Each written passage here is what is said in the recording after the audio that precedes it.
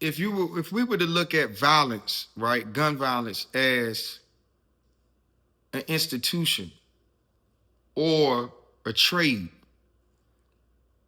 if we were producing plumbers, electricians, HVAC technicians, doctors, lawyers, whatever, any profession, even in the vocational trades, you have to have some understanding to become certified, to become an apprentice. It's a process.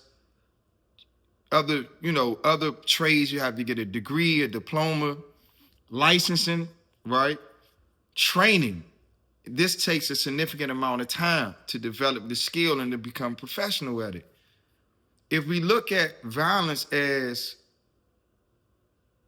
a profession, the way that it's implemented in our communities, people are not being encouraged to get gun license, to do tactical training. So if you are a youth and you see like this is celebrated not only in my community, but this is celebrated through seeing the creatives, the artists, because the artists are powerful. Our young people are creative artists. That's why they have a desire to make music, to make videos, to do dances. Like the creative juices is flowing within them. And so if they see that the artists who are the ones that's curating the culture in their communities, right, in their era, their time, in their demographic, they're gonna want to do organically. Most young people are impressionable to the influence of the tribe. And so if they see that this is glorified by the artists and the creatives and the entertainers and they're being monetized on top of that, then the desire to want to access this profession of gun violence, which doesn't require them to go to school, to go through any license, certification, diplomas, degrees, apprenticeship, the desire to want to go in that direction increases, right? And when they do, then it's the harms of gun violence and drug dealing, crime in general as a profession. It doesn't require commitment of time to develop that skill in that profession of scamming and selling dope and gun violence. And so now, whether they go inside of a prison or jail or not, but as they age out of the criminal behavior, they want to make this change into a more legitimate, a more legal, moral, legitimate way of living professionally.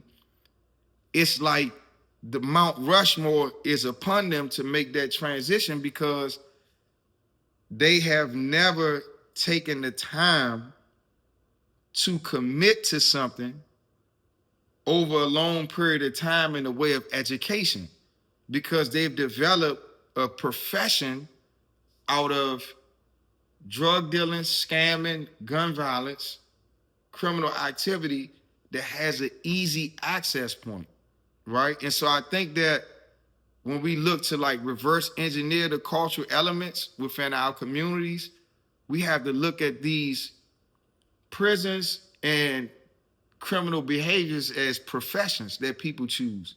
And majority of human beings will always take the path of least resistance to get the highest reward. The reward today is likes and follows and views and the celebration in person from your peers. And so instead of me having to go finish high school, which is boring, and college and master's and doctorate, and I can just do this now and receive validation from my community and be in alignment with the culture that the artists of my era and my time is creating, then I have an incentive to choose a path of least resistance. I'm a child. I can't see the long-term implications of what I'm doing. I can't see down the line when I'm in my 30s, 40s, 50s, 60s, right? I just see that I want to be celebrated now. And so for us that's seeking to reverse engineer the cultural elements that encourage, our children to be destructive. And it don't matter, like when I say gun violence in our communities, I'm not limiting this to urban, inner city, Black America. Like our children mass shooters, whether they are in the higher income, ultra high net worth individual family office communities to the quickly disappearing middle class communities, all the way down to the rural, urban, poor communities, right? We have an epidemic where our children and even our adults, but I'm focusing on our youth. We have an epidemic where they're choosing gun violence because we have made it a profession in which we celebrate it and we reward it. And they can't see, the youth can't see the long-term implications of violence. And that choosing this profession, whether it's scamming or drug dealing, but in this talk, gun violence, it's an easy access point, but long term, it's diminishing reward.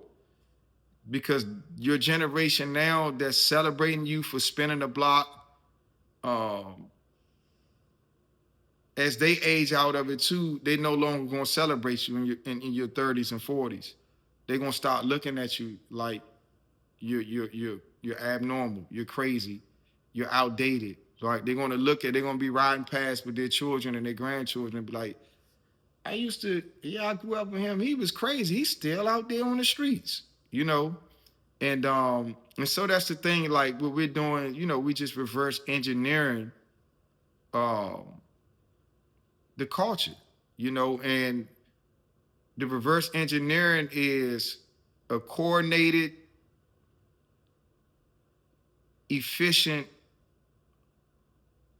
consistency of literature, art, music, fashion, architecture, design, poetry, podcasting, and any film, graphic novels, comic books, any form of intellectual property that can be used to influence people, in particular our youth, but all of humanity, towards wellness comprehensively. And what wellness looks like is the journey in which we're showing stage by stage what this wellness, what is this word that has been so overused? What does this look like internally, right? That's the job of us in the business of reverse engineering destructive cultural elements within our human family. Our responsibility is to take the high level thinking, the condensation of high level thinking, because when you're thinking on a high level, you have to realize like you're pulling from an ethereal experience. And oftentimes the most formally educated of us who engage with higher learning, even though they have information that's often invaluable to our communities, they become so elevated in their thinking that they no longer have a desire nor an incentive to figure out how to take this ivory tower information and bring it down to a level where it's not just understood by the masses of people, but it's practical, right?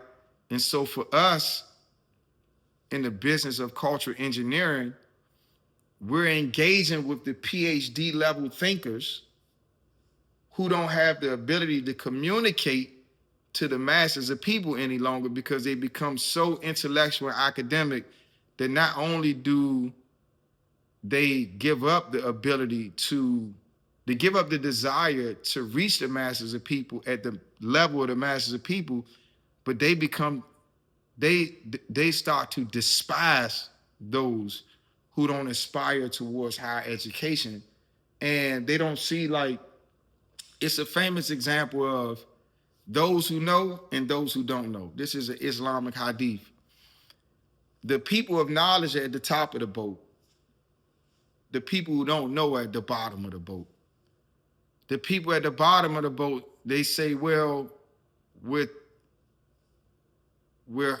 hungry. And so they go up and ask the people at the top of the boat, And then the people at the top of the boat respond in an annoyed way.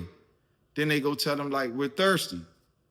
They go up there and then they give them something to drink, but the people at the top of the boat, they give them something to drink, but it's in a condescending way.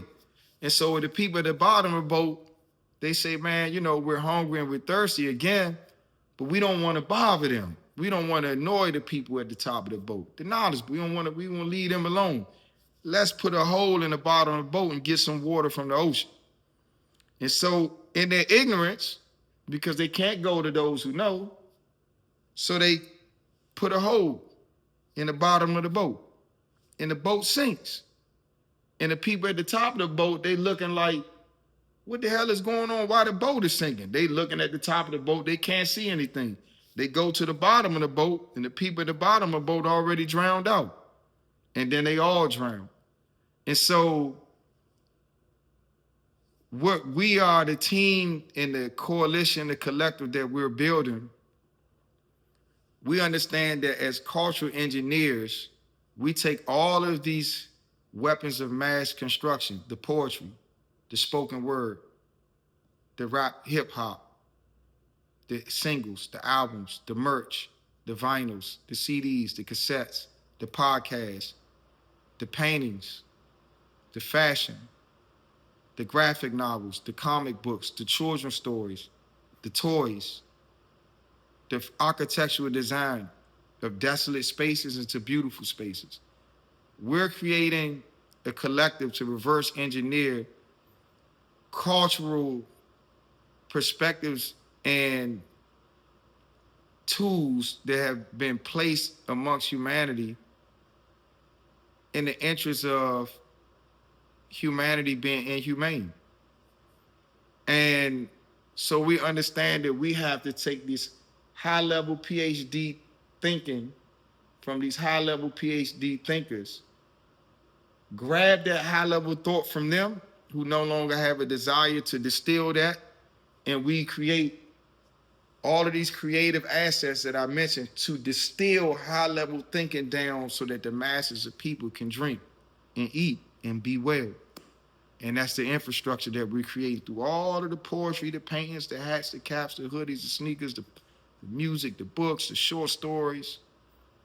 It's weapons of mass construction to distill high-level thinking to the masses of people. Because we don't want to be amongst the high-level people that despise the masses of people for not being high-level thinkers.